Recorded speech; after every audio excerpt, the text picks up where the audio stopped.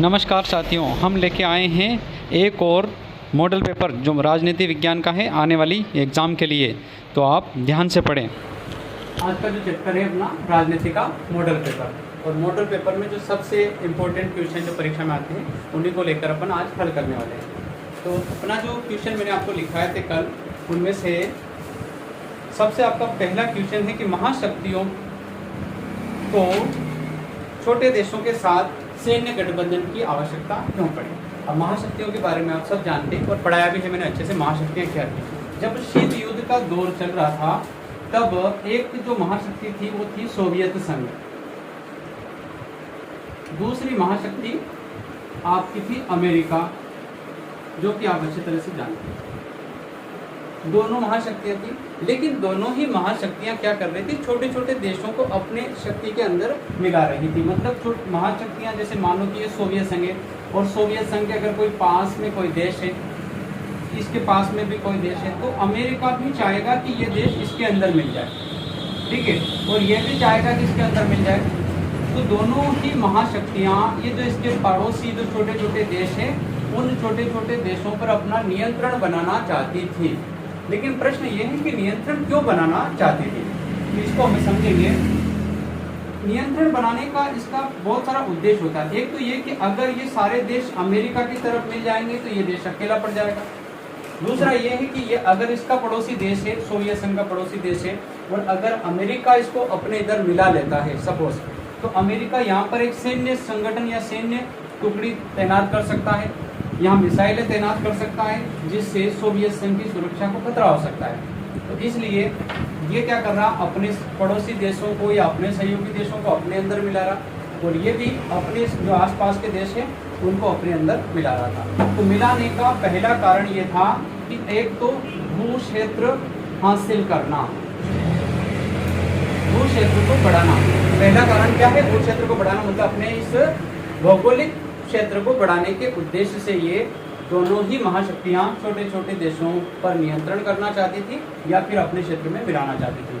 दूसरा कारण हम कहें कि दूसरा कारण ये है कि अगर ये महाशक्तियाँ किसी देश को अपने इधर मिला लेगी तो वहाँ पर ये सैन्य ठिकाने लगा सकती है।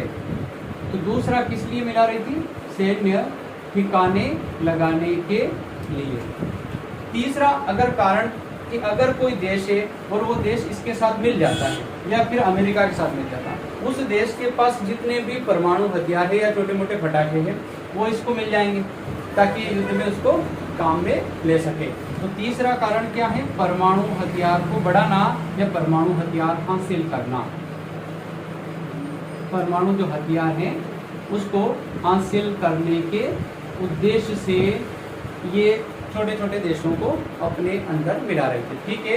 तो भू क्षेत्र बढ़ाना, सैन्य ठिकाने लगाना, परमाणु हथियार हासिल करना, ये इसी उद्देश्य से दोनों ही महाशक्तियाँ छोटे देशों पर नियंत्रण करना चाहती थी। अब ये प्रश्न अगर 2 नंबर का आता है तो आपको 2 पॉइंट लिखना है और उसकी डिटेल भी लिखनी है, ठीक है। इतनी बड़ी नहीं लिखनी जितनी आप सोच रहे हैं, मतलब आपको उसकी जैसे भू क्षेत्र हासिल, अब इसमें लिख देंगे कि दोनों महाशक्तियाँ छोटे देशों को इसलिए मिलाना चाहती थी कि ताकि उनका भू क्षेत्र बड़ा हो सके, ठीक है।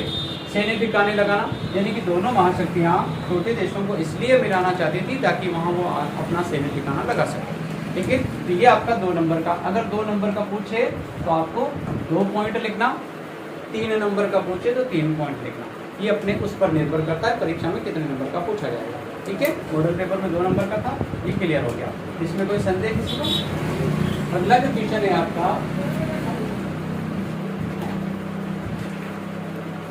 सोवियत संघ के विघटन के 2 कारण बताओ। सोवियत संघ का विघटन क्यों हुआ?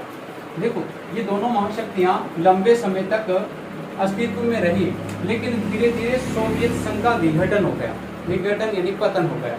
अब पतन क्यों हुआ है ना? अभी तो महाशक्तियाँ, अभी हम अगर देखें वर्तमान में अमेरिका का नाम सुना, अमेरिका अभी भी दुनिया में पावरफुल देश है, सक्सेसफुल देश है, लेकिन सोवियत संघ नहीं है। तो सोवियत संघ नहीं है, इसका मूल कारण क्या है? मूल कारण एक तो ये है कि सोवियत संघ ने अपना जो ध्यान रहा, जैसे बहुत सारे जो देश इसमें मिल तो गए थे, एक बहुत बड़ा संगठन बन गया था, लेकिन सोवियत संघ ने जितना भी खर्चा किया, जितना भी धन खर्च करा या जितना भी उसने पैसा खर्च करा, वो सब काय पर करा, परमाणु हथियार पर करा। और जब ये जो देश इसमें मिले थे, वो देश, इनकी अर्थव्यवस्था बहुत गरीब हो गई थी, पिछड़ गए थे, मतलब सोवियत संघ उन देशों की तरफ ध्यान ही नहीं दे रहा था। इस वजह से वो देश धीरे धीरे इसको छोड़कर जाने लगे। तो पहला कारण क्या है, सोवियत संघ का पूरा ध्यान परमाणु हथियार बनाने पर था, देशों पर इसने ध्यान नहीं दिया, इसकी अर्थव्यवस्था बिछड़ गई और ये देश इसको छोड़कर जाने लगे। समझ में आया। दूसरा कारण, सोवियत संघ का एक गांसू इसका मुखिया बना था, जिसका नाम था मिखाइल गोर्बाचेव। आपने अच्छे से नाम सुना। मिखाइल गोर्बाचेव ने क्या करा था, धीरे धीरे परिवर्तन न करके सीधा आमूल परिवर्तन करना चाहता था। तो उस आमूल परिवर्तन की वजह से इसका विघटन हुआ। यानी कि अगर आप कोई भी रूल्स फॉलो करोगे तो उसको लिए आपको टाइम देना पड़ेगा, या धीरे धीरे फॉलो करोगे तो ही परिवर्तन होगा, अन्यथा परिवर्तन नहीं होगा, है ना। तो इसने क्या करा था, आमूल परिवर्तन करना चाहता। जैसे ये बना, उसने जोश जोश में सोचा कि मैं सारे देशों का विकास कर दूं, और उसने एक मॉडल अपनाया, विकास का मॉडल, जो कि इसके लिए कारगर सिद्ध नहीं हुआ, और उसकी वजह से इसका क्या हो गया, विघटन हो गया था। तो ये सोवियत संघ के विघटन के कारण है। तो परीक्षा में कारण भी पूछ सकता है, परिणाम भी पूछ सकता है। अगर आपसे पूछे कि सोवियत संघ के विघटन का परिणाम लिखो, तो परिणाम दूसरे होंगे ना, कारण और परिणाम में अंतर है। परिणाम क्या हुआ, देखो परिणाम ये हुआ कि जब दोनों महाशक्तियां आमने सामने थी, युद्ध जैसी स्थिति चल रही थी और युद्ध हुआ नहीं, लेकिन एक स्थिति आपको पता है ऐसी बन गई थी कि युद्ध होने की संभावना हो गई थी, और वो था क्यूबा मिसाइल संकट, है ना। तो क्यूबा मिसाइल संकट क्या है, तो इसको समझ लो। ये जो सोवियत संघ का एक सहयोगी देश था पड़ोस में, क्यूबा, तो ये किसका सहयोगी था, सोवियत संघ का। अब इसके साथ मतलब ज्यादातर व्यापार क्यूबा से होता था, सोवियत संघ का जो व्यापार है वो क्यूबा से होता था। लेकिन एक बार क्या हुआ कि सोवियत संघ ने क्यूबा पर मिसाइलें तैनात कर दी अमेरिका की ओर, क्योंकि इसको डाउट था कि अमेरिका आक्रमण करेगा तो क्यूबा पर करेगा, क्योंकि एक बार पहले भी यहाँ पर वो परमाणु हमला कर चुका था अमेरिका क्यूबा पर। तो इसलिए सोवियत संघ को डाउट था कि अगर ये आक्रमण होगा तो क्यूबा पर ही होगा। दूसरा, क्यूबा इसके जस्ट, अगर सोवियत संघ क्यूबा से हमला करता है तो इसके 1/3 भाग पर आक्रमण कर सकता अमेरिका, यानी कि ये इसके जस्ट बहुत नजदीक था, अमेरिका के नजदीक था ये। तो एक बार क्या हुआ कि सोवियत संघ ने क्या करा, क्यूबा पर मिसाइलें तैनात कर दी अमेरिका की ओर, जहां से ये इसके 3 गुना भाग पर आक्रमण कर सकता था। जैसे ही 3 सप्ताह के बाद यहाँ अमेरिका के जो राष्ट्रपति थे उसको पता चला कि सोवियत संघ ने क्यूबा पर मिसाइलें तैनात कर दी, तब अमेरिका के राष्ट्रपति ने अपने लड़ाकू बेड़ों, बेड़े जानते हैं जो समुद्री जहाज होते हैं, लड़ाकू बेड़े, तो उन बेड़ों को इसके सामने जाकर खड़ा करा, जो सोवियत संघ से जो जहाज जा रहे थे, कहाँ जा रहे थे, क्यूबा की ओर, वस्तुओं के मतलब आयात निर्यात वाले जो जहाज होते वो जा रहे थे, उन जहाजों को अमेरिकी जो बेड़े थे उन्होंने बीच में रोक लिया। अब उस कंडीशन में ये हो गया था कि भाई अब अमेरिका ने अपने लड़ाकू बेड़े भी भेज दिए और सोवियत संघ से क्यूबा के जो जहाज जा रहे थे उन जहाजों को रोक लिया। उस कंडीशन में पूरी दुनिया में ये हो गया था कि अब युद्ध होकर रहेगा, लेकिन फिर भी युद्ध नहीं हुआ था। लेकिन ये सोवियत संघ या शीत युद्ध का एक चरम बिंदु था जहां पर युद्ध होने की पूरी संभावना थी। तो ये प्रश्न भी कई बार पूछा हुआ है और पूछता है क्यूबा मिसाइल संकट क्या है। ये मैंने इसको एक्स्ट्रा समझा दिया पहले से। तो हमने पहले पढ़ना ये था कि सोवियत संघ के विघटन के कारण क्या है। तो कारण अभी आपको मैंने बताया, सोवियत संघ ने अपना पूरा ध्यान काय पर दिया, परमाणु हथियार बनाने पर दिया। और दूसरा, मिखाइल गोर्बाचेव के द्वारा जो परमाणु परिवर्तन का जो मॉडल अपनाया गया था उसकी वजह से इसका विघटन हुआ। लेकिन परिणाम क्या हुआ, परिणाम को समझो। परिणाम ये हुआ कि जो जो देश या तो चाहे सोवियत संघ की तरफ थे या चाहे अमेरिका की तरफ थे, उन छोटे छोटे देशों को हमेशा डर था कि अगर युद्ध होगा तो हमारा क्या होगा। और तो और ये सोचो कि अगर दोनों देशों के बीच में कोई देश है तो उनको तो नींद नहीं आती होगी बेचारों को, पता नहीं कब मिसाइल इधर से आए और हमारे यहीं गिर जाए। और मान लो कि दोनों से, इनको तो ये भी टेंशन कि अगर इधर से भी मिसाइल आए इधर से भी आए, टकराएगी तो हमारे सर पे, हम तो गए काम से। तो इनको मतलब बहुत बड़ा डर था। जो देश चाहे इकाई में थे या न थे, पर उन सारे देशों को ये डर था कि युद्ध होगा तो हमारी अर्थव्यवस्था पूरी तरह से कुछ भी, हमारा जो अस्तित्व नष्ट हो सकता है। तो इस सोवियत संघ के विघटन के बाद क्या हुआ, जो शीत युद्ध का जो दौर चल रहा था वो खत्म हो गया, और जब वो खत्म हो गया तो ये जो देश थे उनका डर खत्म हो गया। ये क्या हुआ परिणाम, शीत युद्ध का खत्म होने का परिणाम, या सोवियत संघ के विघटन के बाद क्या हुआ, ये परिणाम में आता है। दूसरा, जो देश सोवियत संघ से विघटन होकर अलग अलग चले गए वो बने थे नव स्वतंत्र राष्ट्र। अब जब सोवियत संघ के अंडर में थे तब तक तो वो अपना विकास नहीं कर पा रहे थे क्योंकि इसके अधीन थे, ये जो बोलता वो काम उनको करना पड़ता। लेकिन जैसे ये अलग हो गए, स्वतंत्र बन गए, अपनी स्वतंत्र विदेश नीति अपनाने लग गए, और जब विदेश नीति अपनाने लग गए तो उनका भी आर्थिक विकास हुआ। तो ये काय में हुआ, सोवियत संघ के विघटन के परिणाम। समझ में आई कुछ बात? तो परिणाम अलग है और कारण अलग है, ठीक है। तो सोवियत संघ के विघटन के कारण या परिणाम दोनों में से एक प्रश्न 100% आपसे पूछा जाएगा। तो कारण आपको याद हो गए, परिणाम है। इसी दौर में मैं आपको समझा देता हूँ गुट निरपेक्षता की नीति। अब आपने सुना कि भाई सोवियत संघ भी देशों को अपने अंदर मिला रहा था, अमेरिका भी देशों को मिला रहा था, लेकिन बात यहाँ करें भारत की, कि भारत किधर मिला था। तो उस कंडीशन में सोवियत संघ ने भी भारत के पास प्रस्ताव भेजा था कि भाई हमारी तरफ मिल जाओ। अमेरिका ने भी ये सेम करा था कि भाई हमारी तरफ मिल जाओ। उस समय भारत के प्रधानमंत्री कौन थे? पंडित जवाहरलाल नेहरू जी थे, और उन्होंने इस समय दोनों गुट में नहीं मिलकर अपनी कुशाग्र बुद्धि के द्वारा अलग रहने का निर्णय लिया था। मतलब दोनों गुट में नहीं मिले थे और अलग रहे थे। इसी नीति का नाम उन्होंने दिया था गुट निरपेक्षता की नीति, अर्थात गुट निरपेक्षता की नीति अपनाई थी भारत ने, मतलब दोनों गुटों में शामिल न होकर अलग रहना। तो हमारा प्रश्न एक ये भी आता है कि गुट निरपेक्षता की नीति से क्या अभिप्राय है। तो हम उत्तर लिखेंगे कि विश्व में जब दो महाशक्तियां थी, सोवियत संघ और अमेरिका, दोनों ही महाशक्तियों ने भारत के पास प्रस्ताव भेजा था कि या तो हमारी तरफ मिल जाओ या फिर इधर मिल जाओ।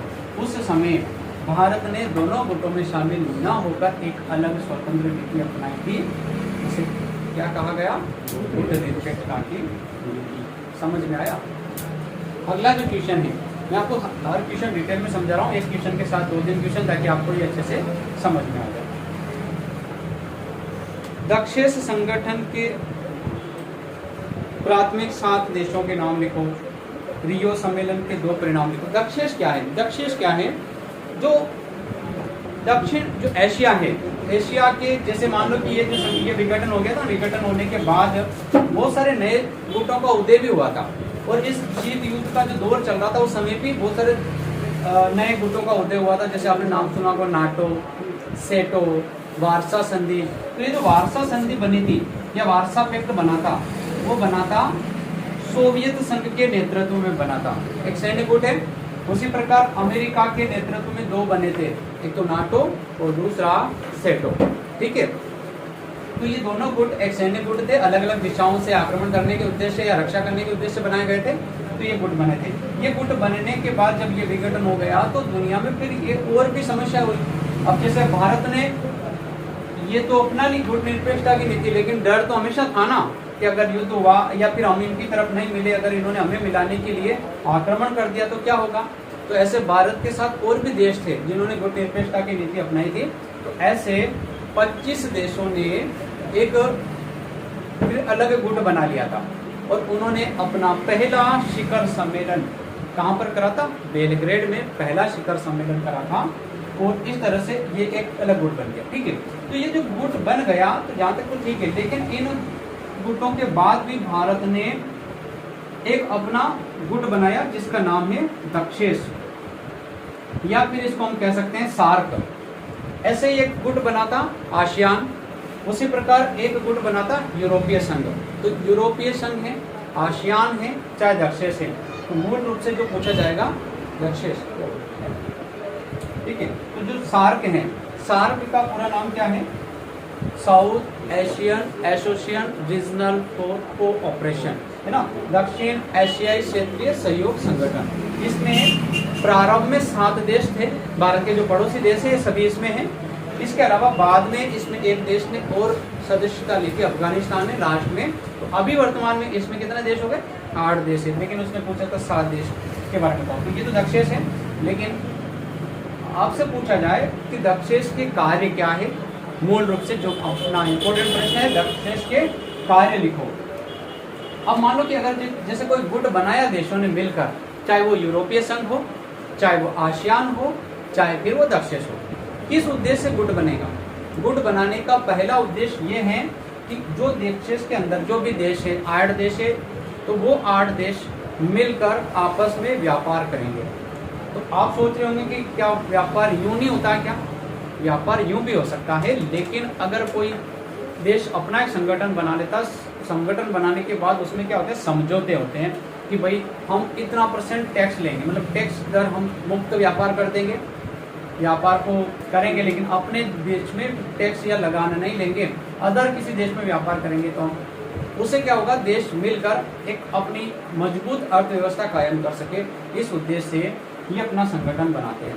तो ये किस लिए बनाते हैं? व्यापार करने के उद्देश्य से। दूसरा कह सकते हैं आर्थिक विकास के उद्देश्य से। तीसरा ये भी हो सकता है कि अगर किसी देश में कोई प्राकृतिक आपदा घटित होती है तो सारे देश उसमें थोड़ी थोड़ी हेल्प करके, सहायता करके, पूंजी जमा करके उस देश को वापस सबके बराबर लाकर खड़ा किया जा सके। इसलिए भी तीसरा या फिर चौथा कारण हम कह सकते हैं कि अगर कोई 2 देशों के बीच में लड़ाई हो गई तो युद्ध करने की बजाय बैठकर वार्तालाप से उसको हल किया जा सके। तो ये सब दक्षेश के कार्य हैं। तो क्या आया कार्य में? पहला कार्य एक दूसरे की आर्थिक मदद के लिए, दूसरा एक दूसरे के बीच में व्यापार करने के लिए, तीसरा अगर युद्ध होता है तो युद्ध करने की बजाय वार्तालाप से हल निकालने के उद्देश्य से ये बनाया गया था। ठीक है, तो ये भी आपका बहुत इंपॉर्टेंट प्रश्न है, सार्क। और अगर आसियान का आ जाए तो भी आपको यही लिखना है। ठीक है, नाम चेंज करना। आसियान ये दूसरे देशों का, इसमें 10 देश है, ये इसमें 8 है। यूरोपीय संघ की बात करें वो भी एक संगठन है, लेकिन सब अलग अलग देशों का एक संगठन है, वो उनका संगठन है, लेकिन उद्देश्य तो सबके सेम है। अगर आपके उद्देश्य पूछे, चाहे आसियान के, चाहे दक्षेश के, चाहे यूरोपीय संघ के, उद्देश्य सबके सेम है। समझ में आ रहा? जैसे आप रिलायंस एयरलाइंस की बात करो, इंडियन एयरलाइंस की बात कर लो, या फिर कोई दूसरी एयरलाइंस की बात कर लो, चाहे वो नाम अलग है, काम या उद्देश्य सबका एक ही है, पैसेंजर को एक स्थान से दूसरे स्थान पर पहुंचाना। समझ पा रहे हो ना? उसी प्रकार ये जो संगठन है, इनके उद्देश्य सबके सेम है। तो क्या उद्देश्य हो गया? देशों की आर्थिक सहायता करना, व्यापार मिलकर करना, और इसके अलावा अगर कोई युद्ध होता है तो एक दूसरे को बैठकर युद्ध करने की बजाय वार्तालाप से हल निकालना। अगर किसी देश में प्राकृतिक आपदा घटित हो जाती है तो सारे देश उसकी मदद करें ताकि वो वापस उन देशों के मुकाबले खड़ा हो सके। तो इस तरह से इसका उद्देश्य है। बीच में अगर कोई चीज समझ में नहीं आए तो पूछ सकते हो। इसमें से अगर कोई चीज पूछनी आपको, पूछनी, अगर पूछनी है तो पूछ लेना, कोई टेंशन नहीं है। आप झिझक होकर पूछे, परीक्षा का दौर चल रहा है।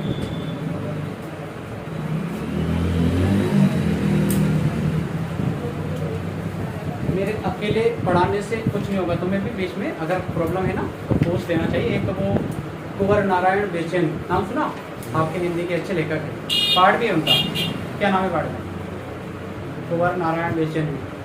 उनकी कुछ बहुत अच्छी पंक्तियां हैं कि पूरी धरा भी साथ दे तो और बात है, पूरी धरा भी साथ दे तो और बात है, तू जरा भी साथ दे तो और बात है।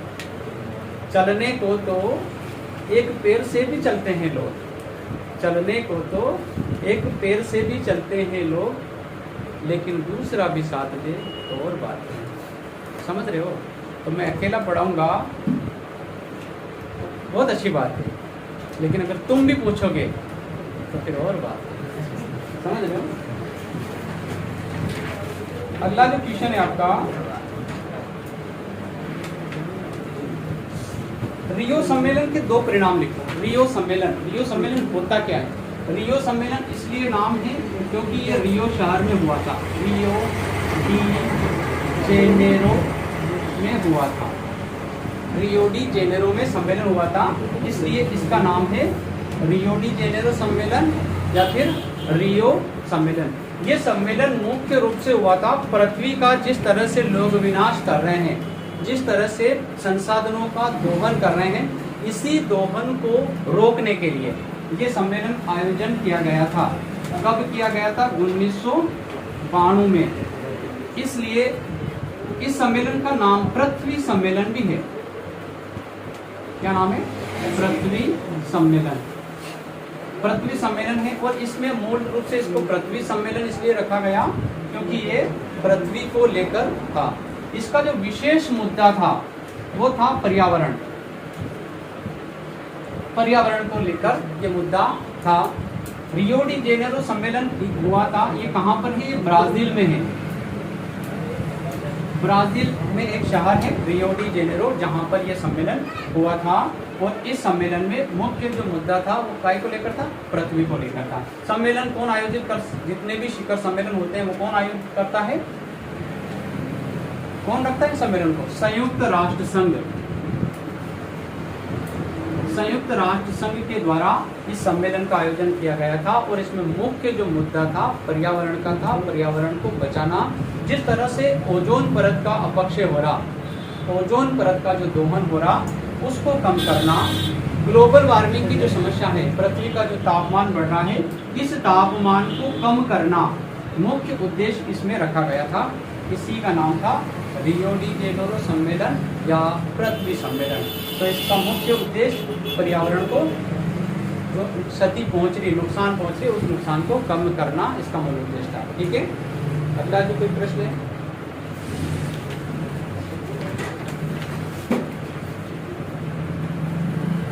समाजवादी दल और कम्युनिस्ट पार्टी के बीच में अंतर बताओ। समाजवादी जो दल है ये अधिकतर समाज के हित का भला चाहता है और कम्युनिस्ट पार्टी है वो भी समाज का हित का भला चाहता, वो भी चाहता है, लेकिन वो ज़्यादातर पूंजी, ये दूसरी जो है जैसे संपत्ति पर, जो समाजवादी दल जो है वो चाहता है कि संपत्ति पर जो लाभ का हकदार होता है समाज का सभी वर्ग होना चाहिए।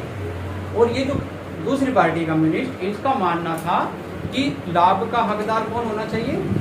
जो काम करता है, जो पूंजी लगाता है, जो रिस्क लेता है, वही इसका हकदार होना चाहिए। ठीक है, ये तो इजी है, इसको आपको छोटे छोटे प्रश्न आप खुद पढ़ लेना, जो समझ में नहीं आए वापस पूछ लेना। अगला है हरित क्रांति के 2 सकारात्मक परिणाम लिखिए। हरित क्रांति क्या है? पूरा डिटेल में समझा रहा हूँ मैं, अलग प्रश्न, एक प्रश्न के साथ और भी प्रश्न, ताकि अगर उस पाठ से आता है प्रश्न तो कहीं नहीं जाएगा। हरित क्रांति क्या है? हरित क्रांति, देखो क्रांतियां बहुत सारी हुई है।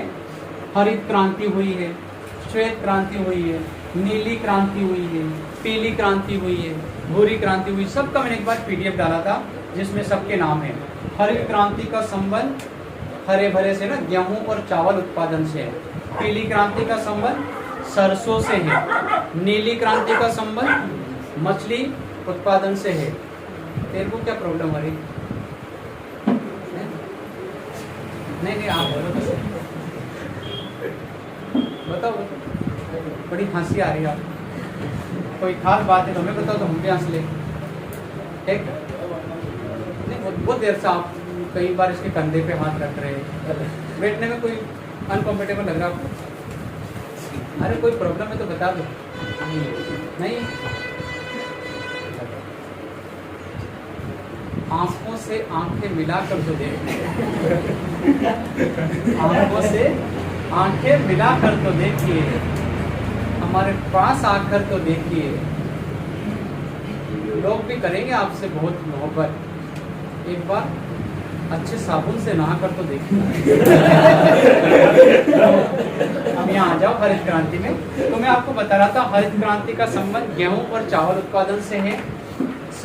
पीली क्रांति का संबंध सरसों उत्पादन से है। नीली क्रांति का संबंध मछली उत्पादन से है।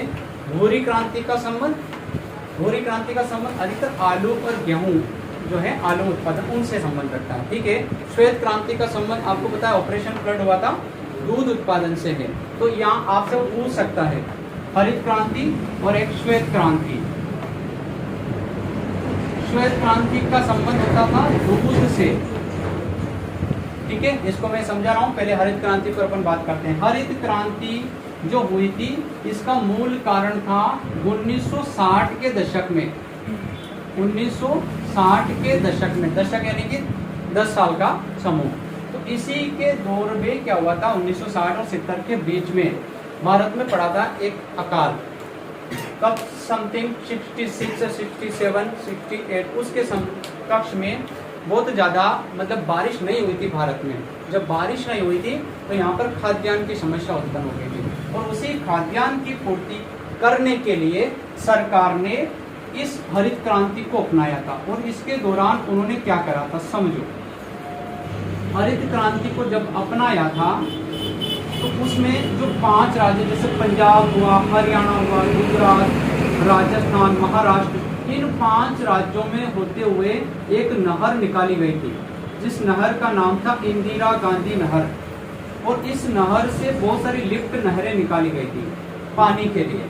साथ ही साथ क्या करा था, अच्छी किस्म के गेहूं विदेशों से मंगवाए थे, हाइब्रिड बीज, जिससे ज्यादा उत्पादन हो। पहले भी गेहूं थे भारत में, लेकिन उससे उत्पादन कम होता था प्रति हेक्टेयर। और ये जो अच्छी नस्ल के बढ़िया किस्म के गेहूं मंगवाए, साथ में उन्होंने मंगवाए थे इन कीटनाशक दवाइयाँ। इससे पहले दवाइयों का छिड़काव नहीं होता था, फसल बोते थे और जो कीट है वो फसलों को अधिकतर नुकसान पहुंचाते थे। तो उन्होंने कीटनाशक दवाइयाँ भी मंगवाई। साथ में जो रासायनिक खाद है ना, जैसे यूरिया है, फास्फोरस युक्त खाद है, ऐसे खाद का प्रयोग भी इन्होंने इसी दौरान किया। जब एक साथ जब नवीन टेक्नोलॉजी को कृषि कार्य में अपनाया तो भारत के इस पूरे हिस्से में लगभग हरा भरा हो गया था। गेहूं और चावल की भरमार उत्पादन हुआ था, इसलिए इसको नाम दिया हरित क्रांति। सब दूर हरा भरा हो गया था, इसलिए इसको हरित क्रांति नाम दिया गया। हमारा प्रश्न है कि हरित क्रांति के परिणाम बताओ सकारात्मक। अब सकारात्मक भी है, हर चीज के सकारात्मक भी होते हैं, नकारात्मक भी होते हैं। ऐसी कोई चीज नहीं है जो हमेशा सकारात्मक ही होती है। मान लो कि आपके पास मोबाइल फोन है, तो मोबाइल फोन के अच्छे उपयोग भी है और बुरे उपयोग भी है। अपने ऊपर डिपेंड करता है कि हम उसका कैसे उपयोग करें। तो कोई भी अगर काम किया जाएगा तो उसके दोनों उपयोग है। जैसे आज मशीनीकरण हुआ, मशीनीकरण की वजह से फायदा हुआ, बहुत तरक्की हमने करी है, लेकिन नुकसान भी हुआ ना नुकसान। जिस प्रकार अभी मैंने बताया कि अगर गेहूं काटने के लिए हार्वेस्टर नहीं आती तो जो मजदूर है गेहूं काटने वाले अभी कितने पैसे ले रहे, मानो 300 रुपये ले रहे, तो वो 400 लेते, और 400 लेने के बाद भी अकड़ में रहते है ना बासन। लोग उनके पीछे पीछे घूमते, यार मेरे गेहूं कटवा दे, और वो सुनते ही नहीं उनकी, होता ना ऐसा। लेकिन मशीनीकरण ने क्या कर दिया, उनका रोजगार छीन लिया। एक अगर गड्ढे को खोदने के लिए जहाँ पर बहुत सारे मजदूर लगते, एक जेसीबी आती है, थोड़ी देर में खोद के चली जाती है, ये उन्होंने भी क्या कर दिया, रोजगार छीन लिया। तो मशीनीकरण ने फायदा हुआ, यानी कि काम स्पीड से हुआ। अगर एक पाइपलाइन डालनी है, अगर मजदूरों से खुदवाएंगे तो वो पता नहीं कितना टाइम लगा देंगे, आई ना बात समझ। लेकिन मशीन लाएंगे, थोड़ी देर में खोद के पाइपलाइन डाल के जलापूर्ति कर देंगे, ये फायदा हुआ। लेकिन जिनका रोजगार चला गया उनको नुकसान हुआ। तो हर चीज के फायदे भी होते हैं और नुकसान भी होते हैं, जाहिर सी बात है। तो हरित क्रांति ने जब, अब आप सोच रहे हो यहाँ तो अच्छा ही हुआ, गेहूं उत्पादन हो गया तो फायदा ही हुआ, नुकसान की तो कोई बात ही नहीं है। चलो अपन पहले फायदे की बात करते हैं, फिर नुकसान पर आते हैं। फायदा ये हुआ कि पहला जो प्रॉब्लम क्या थी भारत में, खाद्यान्न की समस्या थी। तो इस हरित क्रांति ने खाद्यान्न की समस्या को दूर कर दिया, मतलब खाद्यान्न की पूर्ति हो गई।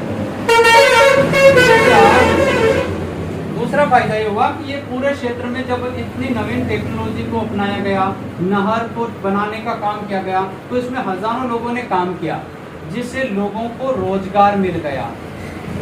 लोग कृषि कार्य में संलग्न हो गए, तो लोगों को रोजगार मिलने लग गया। ये फायदा हुआ, समझ में आया ना। इसके अलावा उनके आर्थिक विकास में उन्नति हुई, ये तो फायदा हुआ। अब आप कहोगे नुकसान क्या हुआ? नुकसान इसमें देखो, ये तो आपके हो गए सकारात्मक परिणाम। अब हम पढ़ते हैं नकारात्मक, दोनों एक साथ पढ़ा रहा हूं ताकि जो आए आप प्रश्न ये भी आ सकते हैं ना, दो नकारात्मक दो सकारात्मक परिणाम लिखो। तो नकारात्मक ये हुआ कि ये जो हरित क्रांति का जो फायदा उठा पाए वे ही लोग उठा पाए जो पैसे वाले या पहले से अमीर थे। जो गरीब लोग थे वो इसका फायदा नहीं उठा पाए, क्योंकि हमने अभी अब बात करी कि हरित क्रांति के दौरान नवीन मशीनों का उपयोग किया गया, नवीन दवाइयों का उपयोग किया गया, नवीन बीज का उपयोग किया गया, हाइब्रिड बीज। तो जो ये चीज आती है ना, ये बहुत महंगी आती है। मान लो कि अगर लोगों के पास खेत को हाँकने, जोतने या फसल को काटने की मशीनें नहीं थी, तो कोई मशीन और गरीब किसान तो नहीं ला सकता। मान लो कि अभी एक हार्वेस्टर आ रहा है, कितने कम से कम 18-20 लाख की एक मशीन आती है, तो कोई एक छोटा जिसके पास 2 बीघा 5 बीघा जमीन है वो तो नहीं लाएगा, ठीक है ना। तो यहाँ पर ये जो नवीन टेक्नोलॉजी को किसने अपनाया? बड़े किसानों ने। बड़े किसान बोले तो जिसके पास ज़्यादा जमीन होती है उनको बड़े किसान बोलते हैं। तो यहाँ पर बड़े किसान को ही केवल इसका फायदा मिला, छोटे किसान इसका फायदा नहीं ले पाए। दूसरा, इससे क्या हुआ? इससे वर्ग संघर्ष बढ़ा, सामाजिक असमानता बढ़ी, यानी कि अमीर ज्यादा अमीर हो गए, गरीब और गरीब हो गए हरित क्रांति से। ये इसका क्या हुआ? नकारात्मक प्रभाव पड़ा। इसके अलावा क्या हुआ? कुछ क्षेत्र, जैसे यहाँ हरित क्रांति हुई 5 राज्यों में, ये तो उन्नति कर गए, लेकिन जिन राज्यों में अगर ये टेक्नोलॉजी नहीं अपनाई वो और पिछड़ गए, वो गरीब हो गए। उन्होंने भी ऑब्जेक्ट लिया, भाई हमारे यहाँ भी करो ये सब, ठीक है। तो इस तरह से जिन राज्यों में नहीं हुई तो वो पिछड़ गए। तो इससे क्या हुआ? क्षेत्रीय असंतुलन उत्पन्न हुआ, क्षेत्रीय असंतुलन। तो ये इसके नकारात्मक परिणाम है। सकारात्मक क्या हुआ? खाद्यान्न पूर्ति हो गई, लोगों का आर्थिक विकास हुआ, लोगों के रोजगार में वृद्धि हुई, ये सकारात्मक। नकारात्मक क्या हुआ? केवल बड़े किसानों को लाभ हुआ, इसके अलावा क्षेत्रीय असंतुलन हुआ और वर्ग संघर्ष बढ़ा। क्या बढ़ा? वर्ग संघर्ष। वर्ग संघर्ष का मतलब होता है अमीर ज़्यादा अमीर हो गए, गरीब ज़्यादा गरीब हो गए, उनके बीच में जो खाई थी दूरियां और ज़्यादा बढ़ गई। यह हरित क्रांति के दोनों परिणाम हैं, सकारात्मक प्लस नकारात्मक। बीच में अगर आपको कोई क्वेश्चन पूछना है इससे रिलेटेड तो पूछ सकते हैं, अगर कोई डाउट आए तो भी पूछ सकते हो, नहीं है? गुट निरपेक्ष आंदोलन के संस्थापक देश पता है आपको? भारत है। अगला जो 11वां प्रश्न है, सोवियत अर्थव्यवस्था को किस पूंजीवादी देश जैसे संयुक्त राज्य अमेरिका की अर्थव्यवस्था से अलग करने वाली किन्हीं 2 विशेषताओं को बताओ। जो सोवियत संघ के बारे में अभी अपन ने पढ़ा था, सोवियत संघ और अमेरिका दोनों की अर्थव्यवस्था अलग अलग है ना। अमेरिका की जो अर्थव्यवस्था है वो पूंजीवादी अर्थव्यवस्था है, सोवियत संघ की कैसी है? समाजवादी या साम्यवादी जिसको हम बोलते हैं। 2 अलग अलग अर्थव्यवस्था है, तो दोनों में बहुत अंतर है। एक प्रश्न शायद मैंने आपको बताया होगा कि जो चीनी अर्थव्यवस्था है वो नियंत्रित अर्थव्यवस्था से किस प्रकार भिन्न है, किस प्रकार अलग है, ठीक है। उसी प्रकार जो अमेरिका की जो व्यवस्था है वो कैसी है? पूंजीवादी, और ये कैसी है? साम्यवादी। तो ये जो है साम्यवादी है, इसलिए ये पूंजी को ज्यादा महत्व देता है।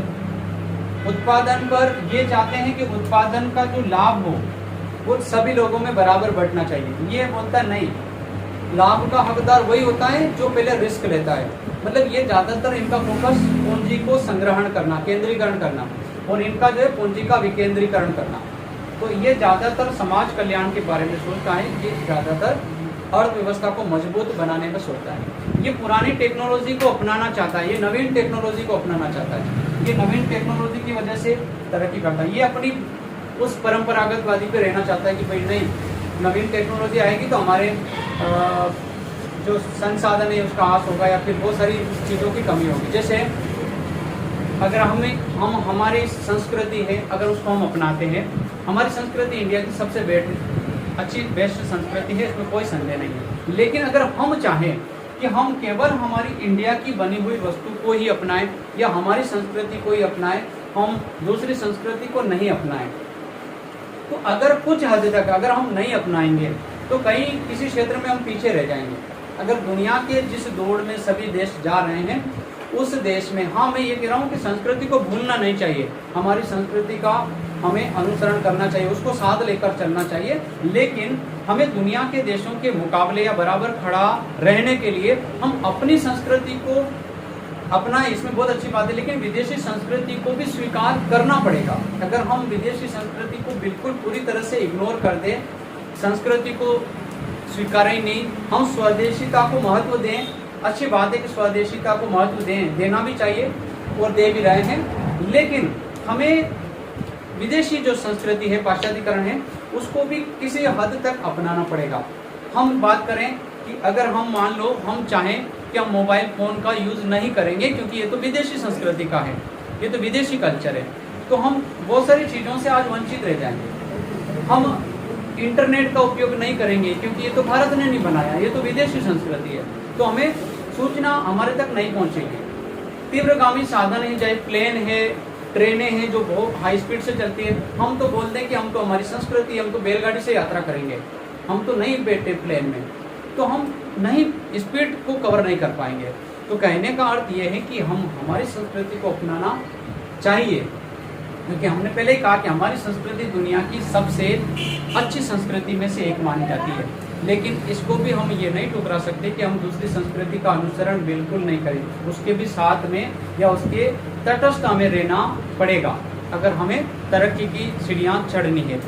तो यहाँ पर जो साम्यवादी है ये परंपरागत चीज़ों को ज़्यादा महत्व देता है, ये नवीन चीज़ों को ज़्यादा महत्व देता है, ये नवीन टेक्नोलॉजी को महत्व देता है, पूंजी को महत्व देता है, इसलिए इसकी जो अर्थव्यवस्था है वो थोड़ी हाई स्पीड से चल रही है, वो तीव्र गति से वृद्धि कर रहा है। तो हम कह सकते हैं कि जो पूंजीवादी अर्थव्यवस्था है ये साम्यवादी अर्थव्यवस्था से अलग है। आगे बात समझ में कुछ?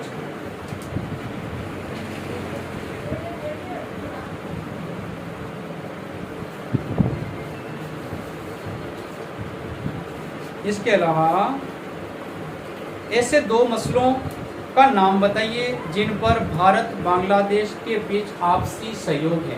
देखो, भारत और बांग्लादेश के बीच में आपसी सहयोग किस बात को लेकर है? एक तो ये है कि दोनों देशों के बीच में इतने ज़्यादा बुरे संबंध नहीं, संबंध अच्छे हैं।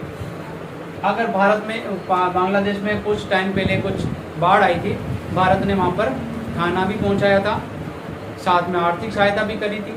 तो ऐसे मसले हैं, ऐसे विवाद हैं, एक जल विवाद है, दोनों ने बैठकर उसके लिए वार्तालाप की है। साथ ही साथ ऐसे भी सुरक्षा को लेकर भी मसलों पर साथ खड़े रहते हैं। इसके अलावा हम ये भी कह सकते हैं कि जो आज के साल संयुक्त राष्ट्र संघ की सदस्यता दिलाने के लिए बांग्लादेश को भारत ने दिलाई है। तो ऐसे बहुत सारे मसले हैं जो भारत और बांग्लादेश के बीच में सुलझ रहे हैं। तो ये तो छोटे प्रश्न, आप इनको एक एक लाइन के खुद पढ़ लेना। अगला जो है बॉम्बे प्लान का है, सीधा 15वां बता रहा हूँ। बॉम्बे प्लान क्या है? बॉम्बे प्लान का मतलब होता है, बॉम्बे मुंबई का ही लेटेस्ट नाम है। मुंबई या बॉम्बे एक ही बात है ना। तो मुंबई के उद्योगपतियों ने मिलकर एक प्लान बनाया था मुंबई के आर्थिक विकास को लेकर। लगभग 1944 की बात है ये, 1944 के समथिंग मुंबई के उद्योगपतियों ने मिलकर मुंबई के आर्थिक विकास के लिए एक मॉडल तैयार किया था जिसका नाम है बॉम्बे प्लान। 11 बजने वाली है, दूसरी क्लास आने वाली है।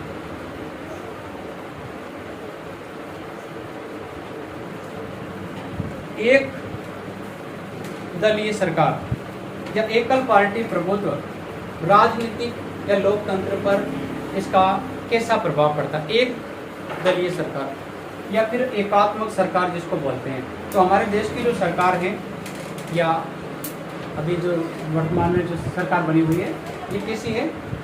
एकात्मक है या संघात्मक है? एकात्मक है या संघात्मक? संघात्मक है। या हमारे देश की जो शासन व्यवस्था और संसदीय शासन व्यवस्था है, शासन की सभी शक्तियां काय पर निर्भर करती है? संसद में निहित करती है। पहले क्या होता था, राजा महाराजाओं के समय एकात्मक होती थी, जो राजा ने जो ऑर्डर दे दिया वो सर्वोपरि होता था, उसको कोई ठुकरा नहीं सकता था या उस ऑर्डर को मानने के लिए कोई मना नहीं कर सकता था, ऐसा पहले होता था। ऐसे एक दलीय सरकार, एक दल का मतलब एक दल की लंबे समय तक सरकार बनी रहना, क्या वो सरकार अच्छी रहती है या नहीं रहती, इसके बारे में आपको बताना। यानी कि जैसे मान लो स्टार्ट में हम शुरू की बात करते हैं, कांग्रेस पार्टी का वर्चस्व लंबे समय तक चला, लगभग समथिंग 70 साल तक कांग्रेस ने ही भारत में राज करा था पहले। तो कहने का मतलब कांग्रेस का जो प्रभुत्व लंबे समय तक चला। अभी हम बात पिछले अभी जो कार्यकाल है मोदी जी से पहले का, वो मनमोहन सिंह जी का कार्यकाल था, कितने साल तक, 10 साल तक कांग्रेस का रहा था, ठीक है। तो एक दल की जो सरकार होती है, एक दल के प्रभुत्व, तो हम यहाँ पर वो कार्यकाल की बात नहीं कर रहे, इससे पहले जो कांग्रेस की सरकार थी उसकी बात करें अपन, या फिर एक दल की, हम किसी पार्टी की बात नहीं करें, एक दल की सरकार की बात करें कि एक दल की सरकार अच्छी रहती है नहीं रहती है, तो वो नहीं रहती है। अगर एक ही दल की सरकार रहेगी, उसके विपक्ष में कोई मजबूत दल नहीं रहेगा, तो वो पार्टी धीरे धीरे काम करना बंद कर देगी। उसको डर ही नहीं है कि मैं हार जाऊंगा, तो वो काम क्यों करेगा, आई ना बस, लोगों के कल्याण के लिए वो योजना नहीं बनाएगा और ज्यादा अच्छे काम नहीं करेगा। अगर विपक्ष मजबूत है, सामने बड़ी पार्टी है और बार बार उसके कमियों को, सरकार की कमियों को जनता के सामने उजागर कर रही है, बीच बीच में धरने, आंदोलन, बहुत सारे अगर ऐसा कुछ हो रहा है, तो सरकार संभल कर काम करेगी, जनता के लिए अच्छे काम करेगी। अगर विपक्ष है ही नहीं तो सरकार काम नहीं करेगी। समझ में आया? तो एक दल की जो सरकार है, आपसे पूछा जाए क्या वो अच्छी होती है या बुरी होती है, तो ये अच्छी बुरी, तो आपको ये बताना कि भारतीय लोकतंत्र की जो चरित्र पर इसका खराब प्रभाव पड़ता है, क्योंकि वो लोगों के कल्याण के लिए ज़्यादा अच्छे काम नहीं करती, क्योंकि उसको भय नहीं होता विपक्ष का, या उसको चुनाव हारने का भय नहीं होता है, इसलिए वो लोग ज़्यादा काम नहीं करते हैं। तो यहाँ तक के जो प्रश्न हैं आपको अच्छे से समझ में आए होंगे। आगे इसके आगे की क्लास अपन कल पढ़ेंगे। जो भी प्रश्न बचे हैं इस बीच में आप जो भी क्वेश्चन मैंने लिखाए हैं आप उसको अच्छे से एक बार रीड करें, पढ़ ले, जो समझ में नहीं आए आप क्लास में उसको बेशक पूछें। क्लियर? अब और कोई समस्या तो आप पूछ सकते हो, आपके पास 5 मिनट है, पूछना किसी को। शिखर सम्मेलन क्या होता है? शिखर सम्मेलन मतलब जैसे संयुक्त राष्ट्र संघ है, या फिर हम दक्षेश की बात कर ले, आसियान की बात कर ले, ये इन्होंने एक संगठन तो बना लिया। संगठन बनाने के बाद ये क्या करते हैं, साल में 1 या 2 बार, कम से कम 1 बार एक मीटिंग रखते हैं। सभी देशों के जो प्रतिनिधि होते हैं, जहाँ पर राष्ट्रपति सर्वसर्वा है उनको बुलाते हैं, जहाँ पर प्रधानमंत्री सर्वसर्वा है उनको बुलाकर एक मीटिंग रखते हैं। उस मीटिंग को ये शिखर सम्मेलन कहते हैं। और उस मीटिंग में आने वाले साल के लिए नई योजनाएं उसमें प्रस्तावित करते हैं। साथ में अगर कोई देश ने बहुत अच्छी तरक्की करी है तो वो देश अपनी तरक्की वहाँ आकर सबके सामने सुनाएगा कि भाई मैंने इस मॉडल को अपनाया, इस मॉडल की वजह से हमने इस क्षेत्र में इतनी तरक्की करी है। तो और देश के जो लोग आते हैं वहाँ पर, वो भी सब अपने अपने देश की तरक्की के बारे में वहाँ पर बताते हैं। और जिस देश की विकास दर बहुत अच्छी है, टेक्नोलॉजी बहुत अच्छी है, वो आपस में उसका हस्तांतरण करते हैं कि भाई हमें बता दो ये टेक्नोलॉजी, हम भी इसको अपनाएं। समझ में आ रहा ना? तो इस तरह से ये शिखर सम्मेलन का आयोजन साल में कम से कम 1 बार तो किया जाता है। इससे ज़्यादा भी हो सकता है, अगर आवश्यकता पड़ती है तो ये अपनी बैठक बुला लेते हैं। जैसे मान लो अभी संयुक्त राष्ट्र संघ है, अभी रूस और यूक्रेन के बीच में युद्ध चल ही रहा है ना। इस कंडीशन में संयुक्त राष्ट्र संघ अपने जो भी देश है, नाटो के देश है या फिर बहुत सारे देशों के साथ मिलकर उसकी मीटिंग बुला सकता है इमरजेंसी, या उसके सदस्य देशों के जो सुरक्षा परिषद के जो देश है उनको बुलाकर मीटिंग ले सकता है कि भाई अगर युद्ध हुआ तो कैसे रोका जाए या क्या करें। तो वो इमरजेंसी में अपनी मीटिंग कभी भी रख सकते हैं, लेकिन साल में कम से कम एक सम्मेलन का आयोजन वो करते हैं जिसको शिखर सम्मेलन कहा जाता है। समझे? सर्वोच्च और कुछ